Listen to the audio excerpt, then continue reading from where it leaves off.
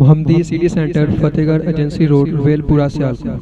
رابطہ محمد علی 030061337113، محمد عثمان 030061711415۔ ابھی آپ کے سامنے خطاب کے لیے دعوت دیتا ہوں امیر مرکزی جمعیت اہل حدیث آزاد کشمیر اور نائب ناظم اعلیٰ مرکزی جمعیت اہل حدیث پاکستان، محترم جناب حضرت مولانا سید عتیق الرحمن شاہ صاحب، اللہ رب العزت ان کی آمد اپنی بارگاہ میں قبول فرمائے۔ بڑی ساری اپنی مصروفیات چھوڑ کے ہمارے پاس تشریف لائے ہیں۔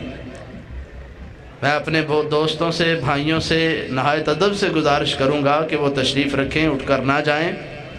ابھی بڑے سارے علماء کرام اللہ کی رحمت سے خطاب کرنے والے ہیں۔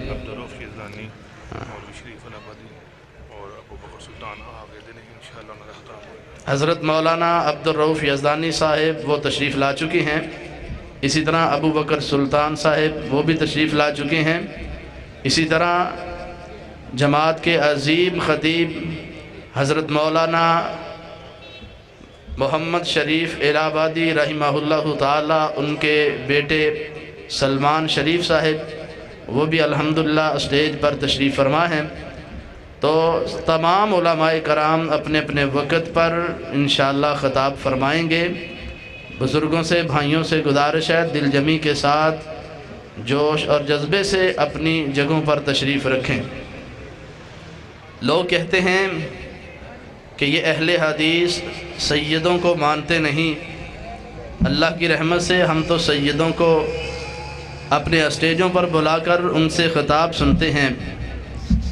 لوگ سیدوں کا ادب کرتے ہیں، اور وہ سید جنہوں نے کبھی نماز بھی نہیں پڑھی ان سیدوں کا ادب کرتے ہیں، جن کو سید کے لفظ کا معنی بھی نہیں آتا، جن کو سیدوں کی عظمت اور شان کا بھی علم نہیں ہے، جن کو شریعت کا علم نہیں، دین اور اسلام کا علم نہیں۔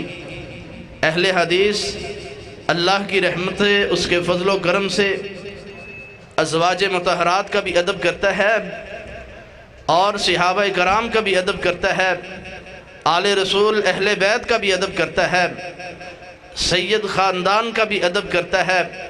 تو انشاءاللہ ہمارے اسٹیج پر جو سید تشریف لائیں گے اللہ کی رحمت سے ان کی سیرت بھی قرآن و سنت کے مطابق ہوگی، صورت بھی قرآن و سنت کے مطابق ہوگی، اور پتہ چلے گا کہ الحمدللہ یہ واقعہ ہی پیغمبر کو ماننے والے ہیں، یہ واقعہ ہی سید ہیں اور آل رسول سے ہیں۔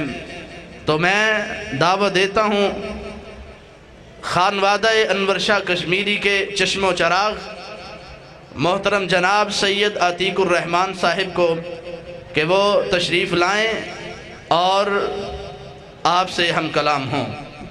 خطاب کے لیے تشریف لاتے ہیں سید عتیق الرحمن شاہ صاحب۔ السلام علیکم ورحمۃ اللہ وبرکاتہ۔ الحمد للہ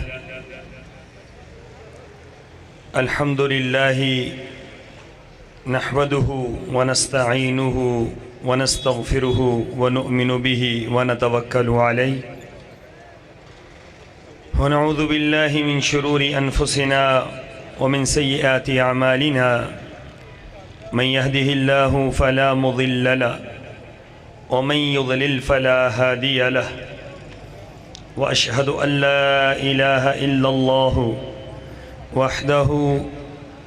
وحده لا شريك له وأشهد أن محمدًا عبده ورسوله أما بعد فإن أحسن الكلام كلام الله وأحسن الهدي هدي محمد صلى الله عليه وسلم وشر الأمور محدثاتها وكل محدثة بدعة وكل بدعة ضلالة وكل ضلالة في النار قال الله تبارك وتعالى في القرآن المجيد أعوذ بالله السميع العليم من الشيطان الرجيم. بسم الله الرحمن الرحيم. واعتصموا بحبل الله جميعا ولا تفرقوا. اللهم صل على محمد وعلى آل محمد كما صليت على إبراهيم وعلى آل إبراهيم إنك حميد مجيد. اللهم بارك على محمد وعلى آل محمد كما باركت على إبراهيم وعلى آل إبراهيم إنك حميد مجيد. سبحانك لا علم لنا إلا ما علمتنا إنك أنت العليم الحكيم.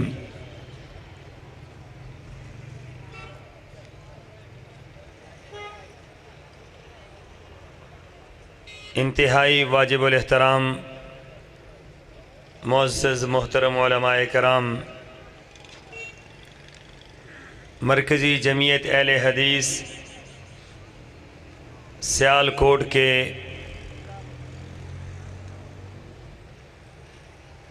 عظیم جماعتی حضرات، اہل حدیث یوتھ فورس سیالکوٹ کے شاہینوں، پلیگ کی یہ کانفرنس تاریخ ساز کانفرنس ہوتی ہے اور غالباً آج کی یہ کانفرنس 107 کے ہندسے پر چل رہی ہے. جس جگہ پر آج میں بیٹھا ہوں مجھے یوں محسوس ہوتا ہے کہ اس جگہ پر اہل حدیث جماعت کے وہ عظیم لوگ بیٹھے ہیں کہ جن کی قربانیوں کی وجہ سے، جن کی محنتوں کی وجہ سے، جن کی حق گوئی کی وجہ سے،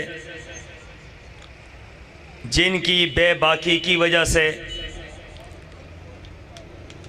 جن کی مسلک اہل حدیث کی آبیاری کی وجہ سے آج ہم سر اٹھا کر جی رہے ہیں اور آج اہل حدیث ایک قوت اور طاقت نظر آ رہی ہے. میں ان تمام اکابرین جماعت کے لیے دعا گو ہوں کہ اللہ تعالیٰ ان کو جنت الفردوس میں اعلیٰ مقام عطا فرمائے کہ جن کی محنتوں کا ثمر آج ہم پلیگ پر دیکھ رہے ہیں. یہ کانفرنس اہل حدیث کے نام سے موسوم ہوتی ہے اور اہل حدیث کا لفظ یہ کوئی نیا یا انوکھا لفظ نہیں ہے، بلکہ اگر میں آپ کو اہل حدیث کا تعارف کرواؤں تو ایک جملے میں تعارف یہ بنتا ہے کہ اسلام کا عملی نمونہ اگر آپ نے دیکھنا ہے تو وہ اہل حدیث کو دیکھ لیں. اسلام کا عملی نمونہ، اسلام چلتا پھرتا ہوا، اسلام نماز پڑھتا ہوا، اسلام روزہ رکھتا ہوا، اسلام زکوٰۃ دیتا ہوا، اسلام حج کرتا ہوا، اسلام امر بالمعروف کرتا ہوا، نہی عن المنکر کرتا ہوا، اسلام توحید بیان کرتا ہوا، اسلام سنت بیان کرتا ہوا، اگر آپ نے عملی طور پر دیکھنا ہے تو میں آج بھی یہ بات کہتا ہوں کہ اللہ کے فضل و کرم سے آسمان کی چھت کے نیچے، زمین کے فرش کے اوپر اگر آپ کو اسلام کی زندہ تصویر اگر نظر آئے گی تو اہل حدیث میں نظر آئے گی. باقی لوگ بھی یہ بات کہتے ہیں کہ ہم اصل اسلام پر عمل پیرا ہیں، لیکن جب ان سے پوچھا جاتا ہے کہ آپ دعوت کس کی دیتے ہیں تو ان کی دعوت کسی امام کی دعوت ہوتی ہے، ان کی دعوت کسی پیر کی دعوت ہوتی ہے، ان کی دعوت کسی مجتہد کی دعوت ہوتی ہے، ان کی دعوت کسی سجادہ نشین اور گدی نشین کی دعوت ہوتی ہے، لیکن آپ جب اہل حدیث سے پوچھتے ہیں کہ آپ کی دعوت کیا ہے، تو اہل حدیث کا بچہ بھی یہ بات کہتا ہے کہ ہماری دعوت اللہ کا قرآن ہے، محمد رسول اللہ کا فرمان ہے۔ ہماری دعوت بڑی سادہ سی دعوت ہے، ہماری دعوت کے اندر کوئی پیچ و خم نہیں ہے، ہماری دعوت کے اندر کوئی فلسفہ اور منطق نہیں ہے، ہماری دعوت کے اندر کسی قسم کی کوئی زور بیانی نہیں ہے۔ ہم میں سے جتنے پہلے آئے ہیں اور جتنے بعد میں آئیں گے، ان سب کی ایک ہی دعوت ہوگی اور ایک ہی نقطے پر سب مرکوز رہیں گے کہ عبادت اللہ کی کرو، عبادت کے اندر اللہ کے ساتھ کسی کو نہیں ملانا، اور طریقہ محمد رسول اللہ کا اختیار کرو، طریقے کے اندر کسی اور کو نہیں ملانا۔ اگر عبادت اللہ کی کرنی ہے، طریقہ مصطفیٰ کا اختیار کرنا ہے، عبادت سجدہ اللہ کو ہے، طریقہ مصطفیٰ کا ہے، رکوع اللہ کو ہے، طریقہ مصطفیٰ کا ہے، اور اتحیات میں بیٹھنا اللہ کے سامنے ہے، طریقہ مصطفیٰ کا ہے، اور حج کرنا اللہ کے لیے ہے، طریقہ مصطفیٰ کا ہے، نظر و نیاز اللہ کے لیے ہے، طریقہ مصطفیٰ کا ہے۔ غرض ہے کہ زندگی کے ہر معاملے میں کوئی بھی عمل آپ کرتے ہیں تو وہ عمل اللہ کے لیے ہے، لیکن طریقہ محمد رسول اللہ کا ہے۔ اگر عمل اللہ کے لیے نہ ہو تو پھر بھی مردود ہے، طریقہ مصطفیٰ کا نہ ہو پھر بھی مردود ہے۔ تو یہ بات مجھے کہنی پڑے گی کہ اہل حدیث کی دعوت اتنی خوبصورت، اتنی پیاری، اتنی اجلی اور اتنی صاف ہے کہ اہل حدیث یہ بات کہتا ہے لوگوں عبادت کرنی ہے تو صرف اللہ کی کرو، اور طریقہ اختیار کرنا ہے تو آمنہ کے لال کا طریقہ اختیار کرو۔ یہ اہل حدیث کی دعوت ہے، اور یہ اتنی سادہ دعوت ہے، اتنی سادہ دعوت کہ یہ ہر بندے کو سمجھ آ سکتی ہے، اور یہی وہ دعوت ہے جو 1400 سال پہلے محمد رسول اللہ صلی اللہ علیہ وسلم دے کر گئے تھے۔ آپ نے فرمایا تھا کہ میری امت کے اندر 73 فرقے ہوں گے۔ اس سے پہلے یہود و نصارہ میں 72 فرقے ہوئے، میری امت میں 73 ہوں گے، ایک زیادہ ہوگا۔ صحابہ کرام پر قربان جائیں، اس بات کو بڑے بغور سن رہے تھے۔ آپ نے فرمایا کہ 72 جہنم میں جائیں گے، ایک جنت میں جائے گا۔ 72 جہنم میں جائیں گے، زیادہ جہنم میں جائیں گے۔ یوں آپ کہہ لیجئے جس طرح 73 افراد کو سامنے کھڑا کیا جائے، ان میں سے 72 کو جہنم میں بھیج دیا جائے، ایک کو جنت میں بھیج دیا جائے، یہ ریشو آپ نکال لیں۔ تو پوچھا اللہ کے رسول صلی اللہ علیہ وسلم، جہنم میں جانے والوں کا ہم نہیں پوچھتے کہ وہ کون ہے کون نہیں ہے۔ صحابہ کرام اگر جہنم میں جانے والوں کا پوچھتے تو بات بڑی لمبی ہو جاتی اور ہمارے لیے پہچان بڑی مشکل ہو جاتی۔ اس لیے قربان جائیں صحابہ کرام پر کہ انہوں نے 72 کا نہیں پوچھا کہ وہ 72 کون سے ہوں گے، ان کی کیا علامات ہوں گی، ان کی کیا نشانیاں ہوں گی، وہ کس بات پر ہوں گے، وہ کیا کرتے ہوں گے، ان کا عقیدہ کیا ہوگا، ان کا منہج کیا ہوگا، ان کا انداز کیا ہوگا، ان کی گفتگو کیا ہوگی، ان کی دعوت کیا ہوگی، یہی نہیں پوچھا۔ پوچھا اللہ کے رسول جو جنت میں جائے گا وہ کون سا ہوگا، جو جنت میں جائے گا وہ کون سا ہوگا؟ تو آپ نے ایک لفظ میں ارشاد فرمایا، ایک لفظ میں۔ یہ اہل حدیث کی دعوت کا خلاصہ ہے، اہل حدیث کی دعوت کا خلاصہ ہے کہ ایک جنت میں جائے گا۔ پوچھا کہ اللہ کے رسول اس کی کیا دعوت ہوگی، وہ کس عقیدے پر، کس نظریے پر، کس منہج پر ہوگا؟ تو آپ نے فرمایا ما انا علیہ و اصحابی، جس دین پر آج میں اور میرے صحابہ ہیں اس دین پر جو رہے گا وہی جنت میں جائے گا، جو اس دین سے رائی کے دانے کے برابر ہٹ جائے گا وہ جنت میں نہیں جا سکتا ہے۔ آج دنیا کے اندر میں علی وجہ البصیرہ یہ بات کہتا ہوں، اور مجھے اس بات پر فخر ہے، میں یہ بات کہتا ہوں کہ آج دنیا کے نقشے پر اگر صحابہ اکرام کے دین پر اور رسول اللہ کے دین پر من و عن کوئی آج اگر عقیدہ رکھنے والا موجود ہے، آج اگر عمل کرنے والا موجود ہے، آج اگر اس توحید کو ماننے والا موجود ہے، اس سنت کو ماننے والا موجود ہے، تو صرف اہل حدیث ہے۔ اہل حدیث کے علاوہ روئے زمین میں کوئی اور ایسا نہیں۔ لوگوں نے توحید کے اندر ملاوٹ کر دی، لوگوں نے سنت کے اندر ملاوٹ کر دی، لوگوں نے نماز کا نقشہ بدل کر رکھ دیا، لوگوں نے روزے کا نقشہ بدل کر رکھ دیا، زکوٰۃ کی ترتیب بدل کر رکھ دی، حج کے احکامات بدل کر رکھ دیے، ہر حلال و حرام میں انہوں نے ہر طرح سے اپنے علماء کو داخل کر دیا، طرح طرح کے چور راستے انہوں نے حلال و حرام میں نکال دیے، حرام کو حلال کر دیا، حلال کو حرام کر دیا۔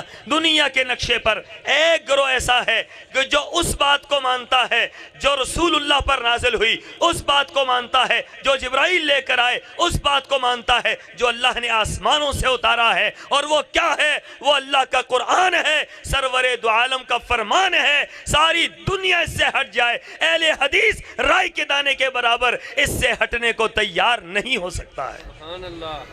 یہ ہماری دعوت ہے، یہ ہماری دعوت ہے مختصر ترین الفاظ میں کہ اہل حدیث اللہ اور اس کے رسول کی بات کو مانتا ہے۔ اہل حدیث توحید میں بالکل خالص ہے۔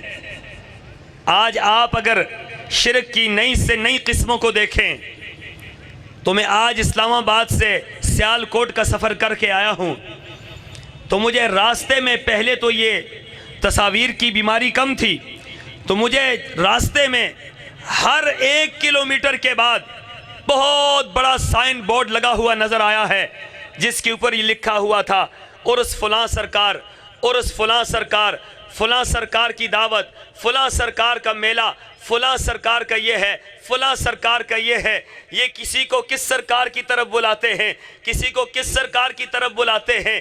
اگر انہوں نے مسئلہ حل کروانا ہو، بری کرنا ہو تو بری امام کی طرف بلاتے ہیں، اولاد دینی ہو دولے شاہ کی طرف بلاتے ہیں، اگر کوئی بڑا مسئلہ حل کرنا ہو تو داتا علی حجویری داتا کی دعائی دیتے ہیں، اور اگر کشتی پار لگانی ہو تو لال شہباز قلندر کو کہتے ہیں، اور اگر اولاد دینی ہو تو یہ کبھی لال شہباز قلندر پر جاتے ہیں، کبھی سائیں سہیلی سرکار پر جاتے ہیں، کبھی کہاں جاتے ہیں، کبھی کہاں جاتے ہیں۔ اور اہل حدیثوں تمہیں مبارک ہو، تمہیں غم ہو تو اللہ کے پاس، تمہیں خوشی ہو تو اللہ کے پاس، تمہیں نظر و نیاز دینی ہو اللہ کے پاس، دعائی دینی ہو اللہ کے پاس۔ ہر معاملے میں تمہاری زندگی کی ابتدا ہوتی ہے تو اللہ سے ہوتی ہے، انتہا ہوتی ہے اللہ سے ہوتی ہے۔ پھر مجھے کہنے دیجئے ان الفاظ میں کہ اہل حدیث کا منہج یہ ہے، قل ان صلاتي ونسكي ومحياي ومماتي لله رب العالمین، کہ میری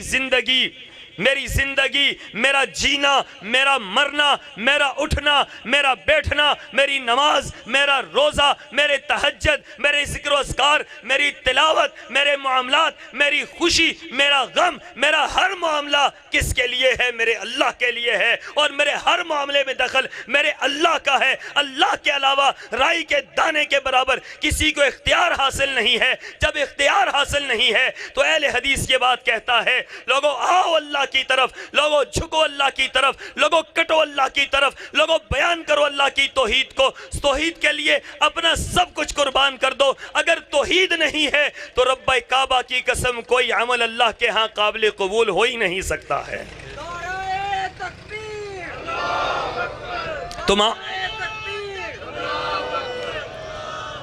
تمام انبیاء کی دعوت لا الہ الا اللہ کی دعوت ہے، تمام انبیاء کی دعوت۔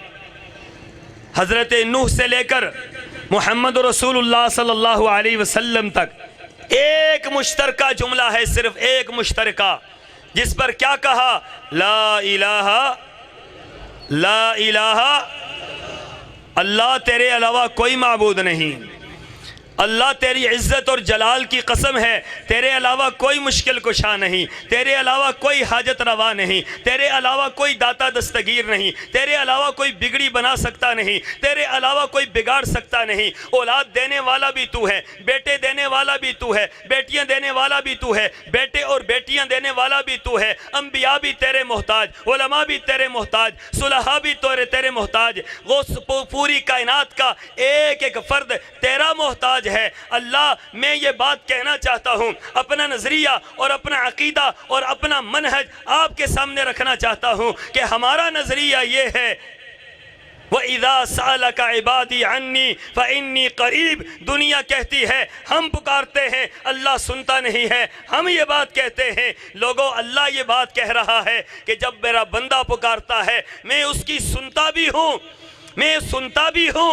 میں اس کی مشکل کشائی بھی کرتا ہوں، عنی قریب، میں اس کے قریب ہوتا ہوں۔ یہاں پر جملہ بڑا عجیب ہے، قرآن نے ایک اور جملہ استعمال کیا، اللہ تو کتنا قریب ہے، اللہ تو کتنا قریب ہے۔ لوگ کہتے ہیں ہو سکتا ہے اللہ کہیں دور ہے، اللہ فرماتے ہیں نہیں، نحن اقرب الیہ من حبل الورید، نحن اقرب الیہ من حبل الورید۔ قریب تو دور کے معنی میں استعمال ہوتا ہے، اقرب قریب کے معنی میں استعمال ہوتا ہے کہ اس سے بڑھ کر قریب کوئی ہو ہی نہیں سکتا ہے۔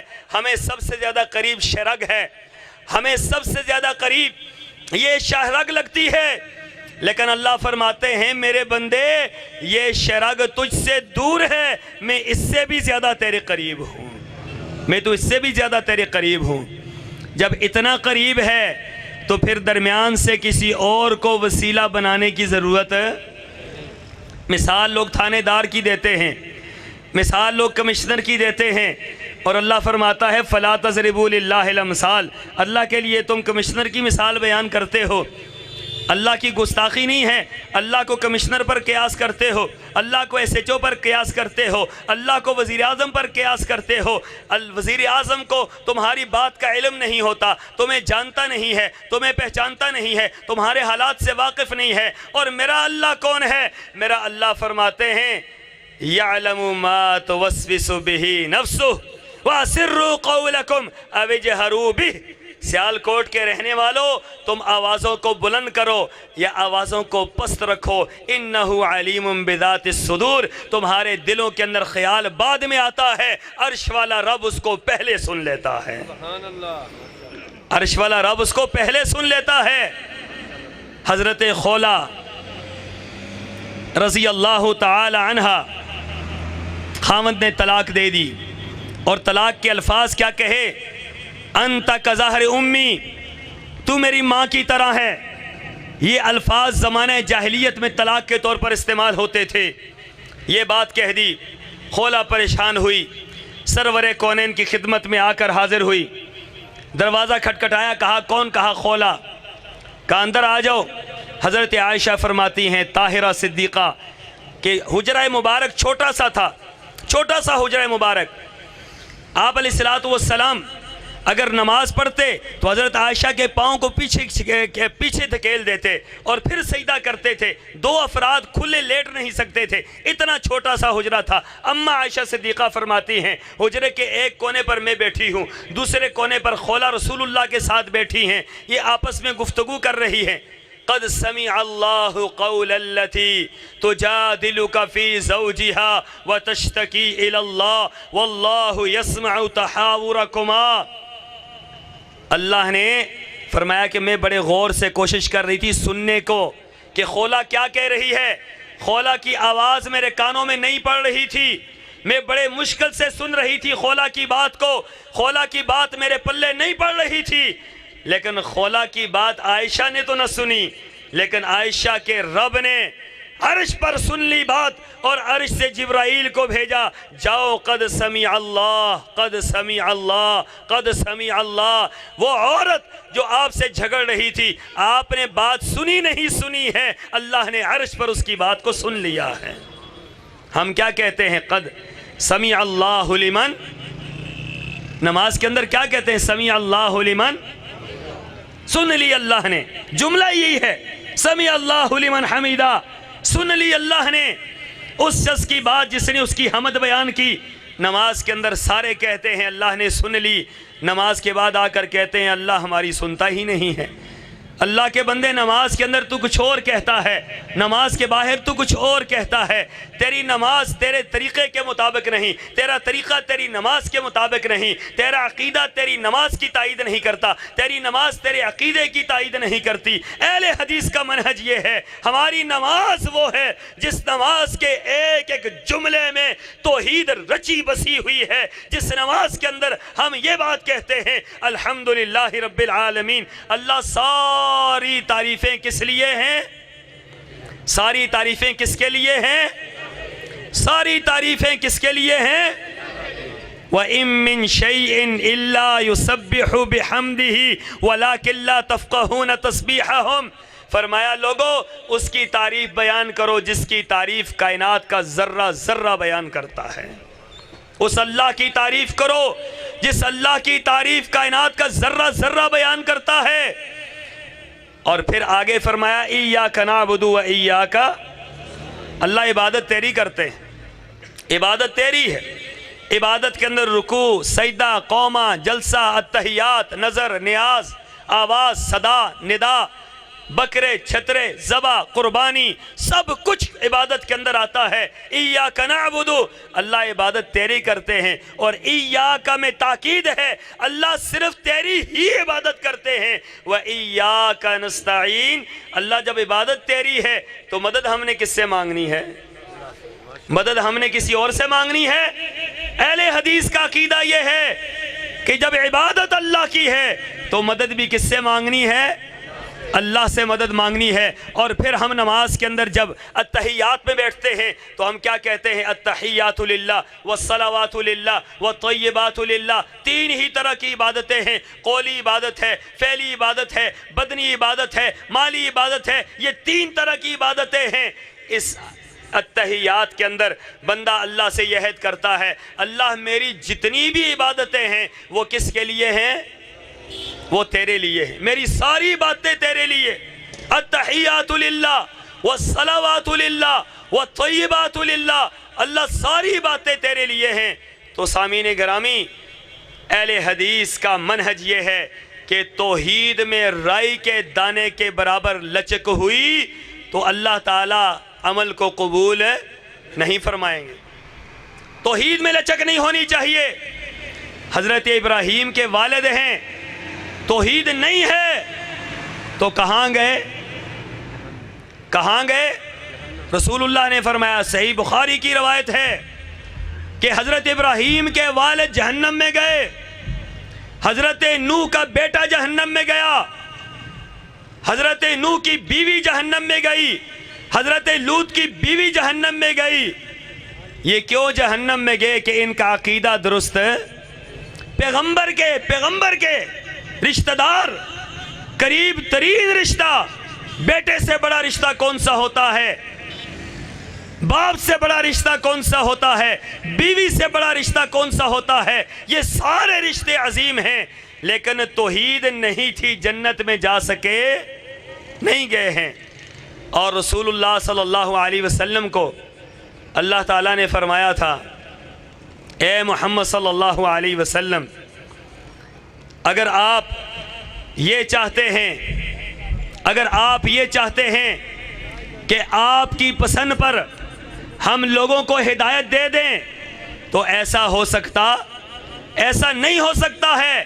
ہدایت تو اللہ کے پاس ہے، وَلَٰكِنَّ اللَّهَ يَهْدِي مَن يَشَاءُ، ہدایت اللہ دیتا ہے، ہدایت پیغمبر کے پاس بھی نہیں ہے۔ ارے جب ہدایت پیغمبر کے پاس نہیں ہے تو کائنات کے کسی اور انسان کو ہدایت کا اختیار ہو سکتا؟ تو ہدایت کا اختیار کس کے پاس ہے؟ اللہ کے پاس ہے۔ تو یہ سارے اختیار اللہ نے اپنے پاس رکھے ہوئے ہیں۔ تو نبی جو دنیا کے اندر آتا ہے، نبی اس لیے آتا ہے تاکہ لوگوں کو اللہ کے ساتھ ملا دے، لوگوں کو اللہ کے ساتھ جوڑ دے۔ ان یخرج العباد من عبادت العباد الى عبادت رب العباد، کہ ہم لوگوں کی بندگی سے نکال کر اللہ کی طرف لگانا چاہتے ہیں۔ یہی دعوت سید ولد آدم حضرت محمد رسول اللہ صلی اللہ علیہ وسلم نے 13 سال مکہ کے اندر دی۔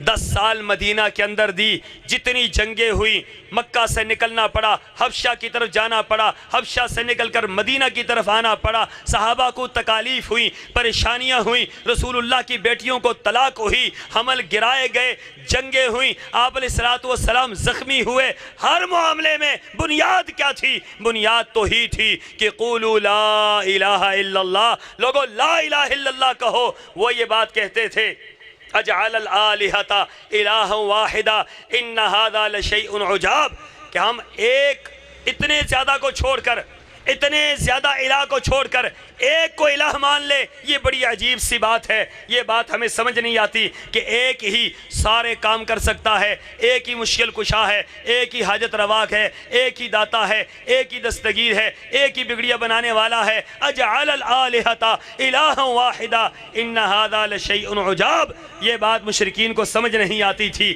لیکن یہ بات سمجھائی گئی کہ لوگو یہ بات یاد رکھو، قل هو اللہ احد اللہ الصمد لم یلد ولم یولد ولم یکن لہ کفوا احد، کہہ دیجئے اللہ ایک ہے۔ قل هو اللہ احد، کہہ دیجئے اللہ ایک ہے۔ اللہ الصمد، اللہ ان شرکاء سے بے نیاز ہے۔ لم یلد ولم یولد، نہ اللہ سے کوئی جنا گیا، نہ اللہ کسی سے جنا گیا۔ ولم یکن لہ کفوا احد، اللہ اکیلا ہے، اس کے ساتھ کوئی اور مل سکتا۔ یہ اہل حدیث کی دعوت ہے، یہ اہل حدیث کی دعوت ہے۔ اس دعوت کو جب آپ لوگوں کے سامنے پیش کرتے ہیں، لوگ رکاوٹیں کھڑی کرتے ہیں۔ بر صغیر کے اندر جب یہ دعوت ہمارے علماء نے پیش کی، اس وقت اس دعوت کو روکنے کے لیے لوگوں نے کہیں کہا یہ وہابی ہے، کہیں کہا یہ گستاخ ہیں، کہیں کہا یہ پیغمبر کے گستاخ ہیں، کہیں کہا اولیاء اللہ کے گستاخ ہیں، کہیں کیا بات کہی، کہیں کیا بات کہی۔ اہل حدیثوں پر عرصہ حیات تنگ ہو گیا۔ میں نے بہت عرصہ پہلے مظفر آباد کے علاقے میں، یہ 1991 کی بات، اس وقت آزاد کشمیر یونیورسٹی کے اندر میں پڑھتا تھا، وہاں میں نے ایک اہل حدیث کو دیکھا۔ میں نے زندگی میں پہلا اہل حدیث دیکھا، اس سے پہلے میں نے اہل حدیث نہیں دیکھے تھے۔ اس اہل حدیث کو میں نے اس حالت میں دیکھا کہ اس کا بازو ٹوٹا ہوا ہے، بازو ٹوٹا ہوا ہے اور خون آلود ہے اس کا دایاں بازو، اور اس حال میں وہ کھڑا ہے، کھلی جگہ پر نماز پڑھ رہا ہے۔ تو لوگ اس کو دیکھ کر برا کہہ رہے ہیں، کوئی کیا کہہ رہا ہے، کسی مارا ہوا تھا پہلے۔ تو میں بڑا حیران تھا، میں نے کسی سے پوچھا، میں نے کہا یہاں کیا معاملہ ہے؟ کہنے لگے جی یہ جو بندہ یہ نبی کا گستاخ ہے، یہ بندہ نبی کا گستاخ ہے۔ تو میں نے دیکھا وہ بڑا پرسکون کھڑا ہو کر نماز پڑھ رہا ہے۔ تو جب اس نے ہاتھ پکڑ کر اس طرح باندھا ہوا تھا، عام طور پر تو ہاتھ ایسے باندھے جاتے، اس نے پکڑ کے ایسے باندھا ہوا تھا۔ تو میں نے یہ سمجھا کہ یہ بندہ، اس کا ہاتھ ٹوٹا ہے، اس وجہ سے اس نے پکڑا ہوا ہے۔ لیکن جب وہ رکوع میں گیا تو اس نے ٹوٹا ہوا ہاتھ اٹھایا ایسے اور رفع دین کرنے کے لیے نیچے کر دیا۔ اس نے رکوع میں چلا گیا، رکوع سے اٹھا، پھر اس نے ہاتھ ٹوٹا ہوا اٹھایا اور پھر اس طرح اس نے نیچے کر دیے۔ پھر اس نے سجدہ کیا، نماز سے فارغ ہوا۔ لوگ اس کو مار رہے تھے، کسی نے ادھر سے تھپڑ مارا، کسی نے ادھر سے تھپڑ مارا۔ اس کا ٹوٹا ہوا ہاتھ، ہڈی بالکل اس کی لٹک رہی تھی، اس کیفیت میں وہ اپنے ہاتھ کو پکڑ رہا تھا اور ساتھ ساتھ وہ کہہ رہا تھا اتقتلون رجلا ان یقول ربی اللہ، اتقتلون رجلا ان یقول ربی اللہ۔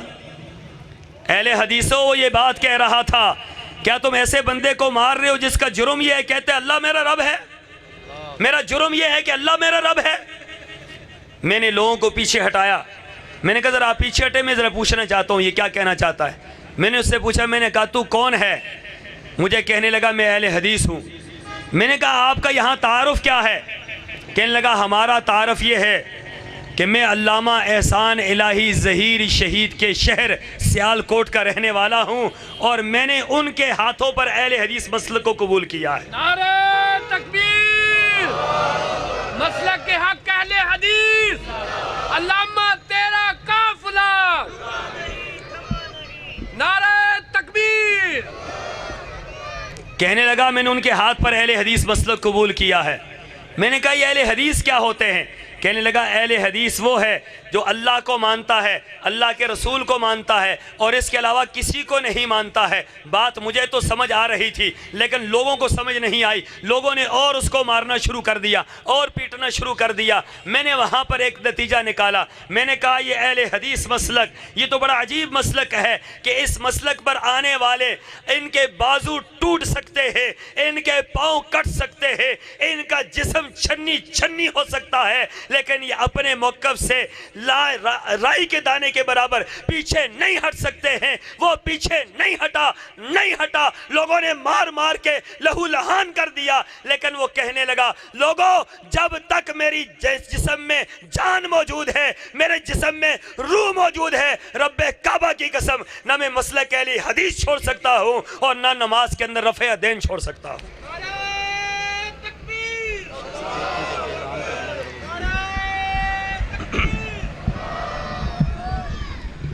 جن بھائیوں کی موٹر سائیکلیں باہر کھڑی ہیں، پولیس والوں نے وہ موٹر سائیکلیں ٹرالی میں ڈال لی ہیں، وہ بڑی مہربانی ہے وہ اپنی موٹر سائیکلیں ادھر سے جا کر لے لیں۔ بڑی دفعہ یہ آپ بھائیوں کو کہا ہے کہ اپنی موٹر سائیکلیں محفوظ جگہ پہ کھڑی کریں۔ اب جو جن بھائیوں کی موٹر سائیکلیں ادھر ہیں وہ جا کر اپنی موٹر سائیکلیں اسٹینڈ میں کھڑی کریں، محفوظ جگہ میں کھڑی کریں، بعد میں انتظامیہ جو ہے وہ ذمہ دار نہیں ہوگی۔ بڑی مہربانی، جزاکم اللہ خیرہ۔ اس شخص کو دیکھنے کے بعد میں تو بہت عرصے بعد پھر اہل حدیث ہوا، لیکن میرا ایک نظریہ بن گیا کہ یہ اہل حدیث اپنے موقف سے پیچھے نہیں ہٹتے۔ وہ علامہ احسان اللہ ظہیر شہید رحمت اللہ علیہ نے اپنا خون دے کر جن لوگوں کو تیار کیا، حبیب الرحمن یزدانی شہید نے اپنا لہو دے کر جن لوگوں کو تیار کیا، محمد خان نجیب نے اپنی جوانی دے کر جن لوگوں کو تیار کیا، میں آج علی وجہ البصیرہ یہ بات کہتا ہوں، میری جماعت کے امیر، میری جماعت کے قائد، میری جماعت کے رہبر، میری جماعت کے رہنما، عظیم سکالر، عظیم مذہبی رہنما پروفیسر سینیٹر ساجد میر نے اس قافلے کو آج منظم کیا، آج آگے بڑھایا، آج اس بکھرے ہوئے اہل حدیثوں کو ایک جھنڈے کے نیچے اکٹھا کیا۔ آج اگر اسمبلی کے اندر کوئی طاقت بولتی ہے تو اہل حدیث کی طاقت ہے، سینٹ کے اندر طاقت بولتی ہے اہل حدیث کی طاقت ہے، آج پنجاب اسمبلی میں طاقت بولتی ہے اہل حدیث کی طاقت ہے۔ میں مبارکباد دیتا ہوں آپ کو کہ اللہ نے آپ کو ایسا لیڈر دیا ہے کہ جس کی امارت میں پوری دنیا پہ اہل حدیث سر بلند ہو کر جی رہے ہیں۔ آج اہل حدیث کا مقابلہ کوئی طاقت کر نہیں سکتی ہے۔ نعرہ تکبیر، تیرا امیر میرا امیر، اسلام کا بے باک سفیر، باصول باضمیر۔ میں آپ کو کہنا چاہتا ہوں، میرا مرکزی جمعیت اہل حدیث سے پہلا تعلق 2002 میں بنا، جب میں نے سینیٹر ساجد میر صاحب کے ساتھ سفر کیا۔ لوگ یہ بات کہتے ہیں میں ایک ادنا طالب علم، میں ایک مسجد کا خادم ہوں، نہ میں کسی جماعت کا لیڈر اور نہ میں کوئی اتنا لمبا چوڑا معاملہ۔ میں یہ اپنے لیڈر کی بات آپ کو بتلانا چاہتا ہوں کہ لوگ یہ بات کہتے ہیں کسی کو آزمانا ہے سفر کر کے آزماؤ یا معاملہ کر کے آزماؤ۔ میں نے ساجد میر صاحب کے ساتھ خانپور سے لے کر لاہور تک کا سفر ٹرین میں کیا، 18 گھنٹے کا ہمارا سفر تھا، 18 گھنٹے میں ان کے ساتھ رہا۔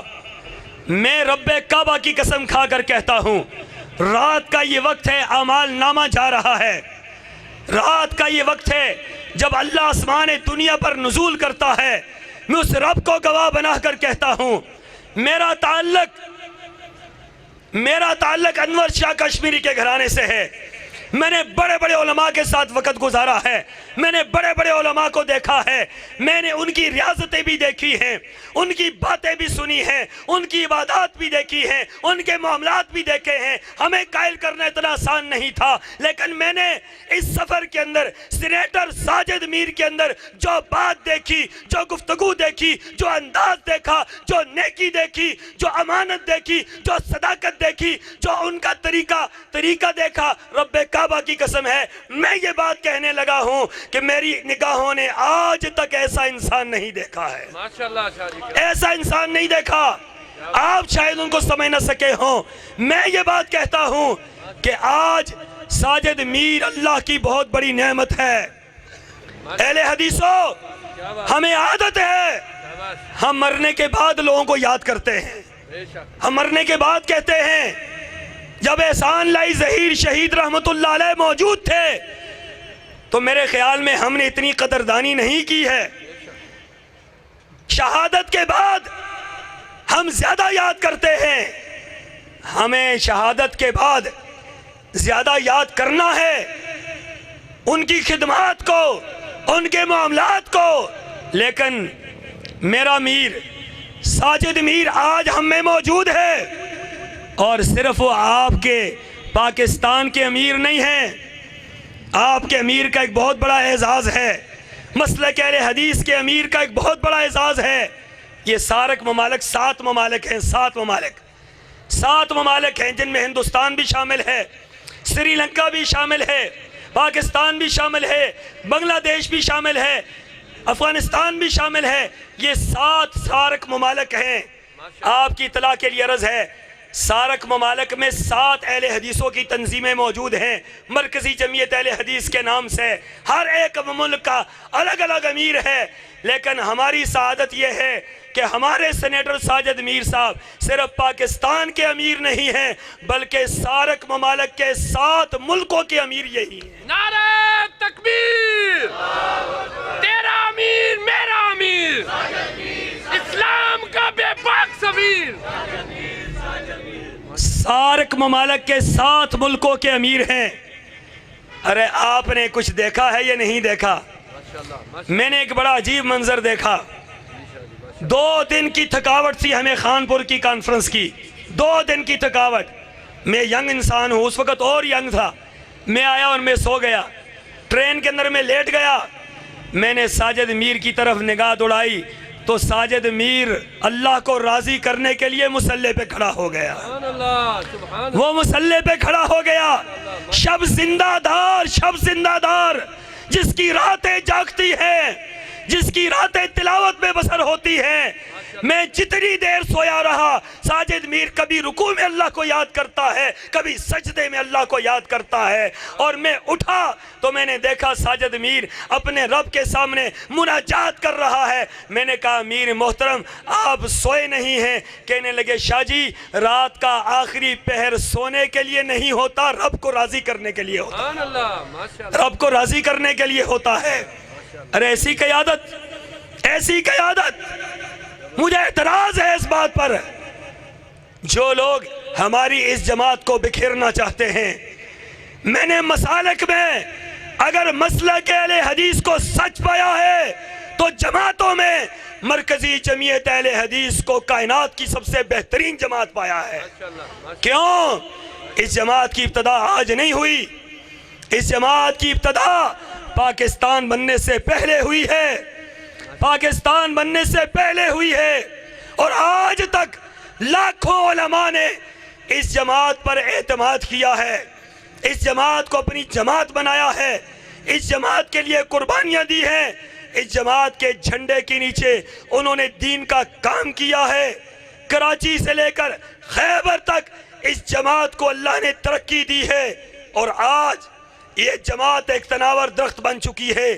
آج کچھ لوگ یہ بات چاہتے ہیں یہ جماعت کمزور ہو جائے، یہ جماعت ٹوٹ جائے، یہ جماعت بکھر جائے، لیکن میرا ایمان یہ ہے اس جماعت کو توڑنے والے تو ٹوٹ جائیں گے لیکن یہ جماعت کبھی نہیں ٹوٹے گی انشاءاللہ، کبھی نہیں ٹوٹے گی انشاءاللہ۔ یہ جماعت اور بڑھے گی اور آگے نکلے گی۔ لوگ یہ بات کہتے ہیں، مجھے پتا ہے، میں نائب ناظم ہوں پاکستان کا، میں رائٹ ہینڈ ہوں ساجد میر صاحب کا، مجھے پتا ہے اس بات کا کہ ساجد میر صاحب کو زبردستی سینٹ کی سیٹ دی گئی ہے، زبردستی دی گئی ہے۔ لوگ کونسلر کے لیے جان دے دیتے ہیں، کونسلر کے لیے لوگ جانے دیتے ہیں، مال لٹاتے ہیں، جانیں قربان کرتے ہیں۔ ساجد میر تجھے سلام ہو کہ تو نے سینٹ کی سیٹ کو ٹھکرا دیا تھا اپنے پاؤں سے، لیکن لوگوں نے پھر کہا کہ نہیں نہیں، آپ کے علاوہ ہم کسی اور کو نہیں دیں گے یہ سیٹ۔ نعرہ تکبیر، علماء مرکزی جمعیت اہل حدیث، قائدین مرکزی جمعیت اہل حدیث۔ میں آپ سے ایک عہد لینا چاہتا ہوں سیالکوٹ کے اندر۔ ابھی کچھ بات چلی ہے، میں اس بات کو ہوا نہیں دیتا۔ میرا کام ہے، میں ایک ذمہ دار انسان ہوں، جذبات میں آ کر ہم اہل حدیثوں کو نہیں بکھیر سکتے۔ ہم یہ نہیں کہہ سکتے کہ علامہ احسان الہی ظہیر کے متعلق جو بات کرے، کون بات کرتا ہے علامہ صاحب کے متعلق؟ غلط فہمیاں ڈالی جاتی ہیں لوگوں کے ذہنوں میں، غلط باتیں ڈالی جاتی ہیں لوگوں کے ذہنوں میں، اور غلط پروپیگنڈا کیا جاتا ہے لوگوں کو۔ میں یہ بات کہتا ہوں، علامہ احسان الہی ظہیر شہید سے جو تعلق کسی کا بھی ہے، اللہ کی قسم علامہ صاحب کے اس فرزند کا بھی ہے، اور مرکزی جمعیت اہل حدیث کے ایک ایک کارکن کا وہی تعلق ہے۔ ہم علامہ صاحب کی بات پر، ہم علامہ صاحب کی ذات پر، ہم علامہ شہید کی دعوت پر اللہ کے فضل و کرم سے لبیک کہتے ہیں اور علامہ صاحب کی قربانیوں کو سلام پیش کرتے ہیں۔ میں آپ سے ایک عہد لینا چاہتا ہوں کہ اس گئے گزرے دور میں، افراتفری کے دور میں، افتراق و انتشار کے دور میں، یہ وعدہ کرو کہ انشاءاللہ ہم مرکزی جمعیت اہل حدیث کا ساتھ دیں گے، اور انشاءاللہ مرتے دم تک ہم دیں گے انشاءاللہ۔ ہاتھوں کو کھڑا کرو اور کھڑے ہو کر یہ عہد کرو اللہ سے۔ کھڑے ہو جاؤ، کھڑے ہو کر یہ عہد کریں، کھڑے ہو کر۔ نعرہ تکبیر، مرکزی جمعیت اہل حدیث، تیرا امیر میرا امیر، اسلام کا بے پاک سفیر، نعرہ تکبیر۔ اور انشاءاللہ میں آپ کو یہ خوشخبری سنانا چاہتا ہوں، جماعت کا ایک اندرا نمائندہ ہوتے ہوئے انشاءاللہ آپ ان قریب یہ خوشخبری سنیں گے کہ جماعت کے اندر جو معمولی سی دراڑ آئی ہے، انشاءاللہ ان قریب وہ ساری کی ساری ختم ہو جائے گی انشاءاللہ۔ اور وہ لوگ جو یہ سمجھتے ہیں کہ ہمیں آج جماعت کو بکھیرنے کا موقع ملا ہے، وہ سن لیں، یہ جماعت نہ کل بکھری ہے، نہ آج بکھری ہے، نہ آئندہ بکھرے گی۔ یہ جماعت جمع ہے اور انشاءاللہ جمع رہے گی، مرکزی جمعیت اہل حدیث کا۔ اللہ اکبر۔ علامہ صاحب قدم بڑھاؤ، ہاتھ اٹھا کے علامہ صاحب قدم بڑھاؤ، ساجد میر قدم بڑھاؤ، اسلام کا بے باک سفیر، تیرا امیر میرا امیر، باصول باضمیر۔ علامہ تیرے خون سے شہداء اہل حدیث، شہید عالم اسلام علامہ احسان الہی ظہیر، شہید عالم اسلام علامہ حبیب الرحمان یزدانی، مرکزی جمعیت اہل حدیث پاکستان، اہل حدیث کا ایک امیر، اہل حدیث کا واحد امیر۔ میں آخر میں یہ بات کہنا چاہتا ہوں اور گزارش یہ کرنا چاہتا ہوں کہ آپ نے ہم سے عہد کیا ہے، اور مجھے یقین ہے کہ ان العہد کان مسئولا، اس عہد کے بارے میں اللہ نے آپ سے کل پوچھنا ہے۔ آپ نے جماعت کو سیالکوٹ میں نہیں پورے ملک میں انشاءاللہ منظم کرنا ہے، مضبوط کرنا ہے، مربوط کرنا ہے۔ ہمارا وہ کسی نے کہا تھا نا، جب بے نظیر ماری گئی تھی تو بلاول نے کیا کہا تھا کہ بہترین انتقام کیا ہے؟ جمہوریت۔ اس نے کہا بہترین انتقام کیا ہے؟ جمہوریت۔ ہم یہ بات کہتے ہیں، اگر آپ نے ہماری جماعت کے اندر نقب لگانے کی کوشش کی ہے تو ہم اس کا انتقام یہ لیں گے کہ ہم انشاءاللہ اور منظم ہوں گے، ہم اور ملیں گے، ہم اور جڑیں گے، ہم انشاءاللہ تمہیں بھی جوڑیں گے اور ہم ساجد میر کے قافلے میں متحد اور منظم انشاءاللہ. وآخر دعوانا الحمدللہ.